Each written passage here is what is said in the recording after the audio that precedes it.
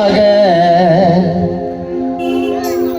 7 மணிக்கு மைக்கேல் பாட வந்த கானா 7 மணிலாம் வந்துட்டாங்க. நான் ஏன்னா அங்கே மழை அதனால வர முடியல.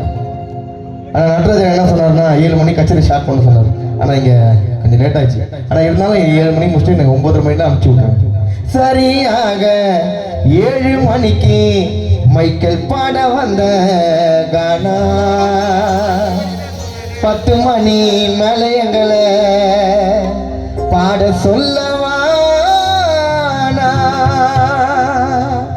இது மைக்கேல் பாட வந்த ராக் மெலடி 3 அவரு கானா. கச்சேரி ஒன்று நடந்து விட்டார். பாடகர்களின் பாட்டோ எங்க பாட்டு கொஞ்சம் நல்லா இருந்தா இங்க கொடுப்பாங்க நோட்டோ. கச்சேரி ஒன்று நடந்து விட்டார்.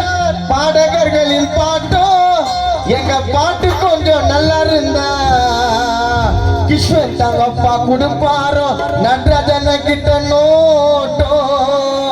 அந்த நோட்டை எடுத்து வீட்டுக்கு போனா என் பொண்டாட்டி கைய நீட்டோ. அந்த நோட்டை எடுத்து வீட்டுக்கு போனா என் பொண்டாட்டி கைய நீட்டோ. மைக்கேல் நோட்டு இல்லாம வீட்டுக்கு போனா ஜெல்லிக்கரணி தொடுப்ப கட்டைய காட்டும். எனக்கு பேமெண்ட் கொடுக்கலன்னா நடராஜன் நான் புடிச்சு கொடுத்துருவேன்.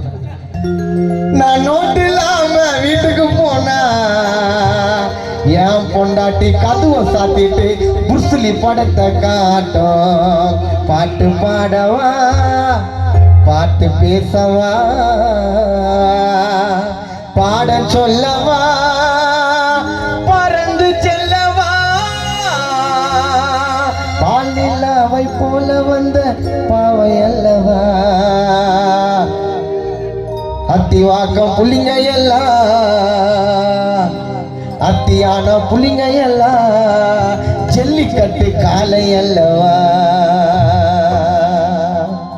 கல்யாண கச்சேரி சம்பா கச்சேரி கானா கச்சேரி இது பர்த்டே கச்சேரி.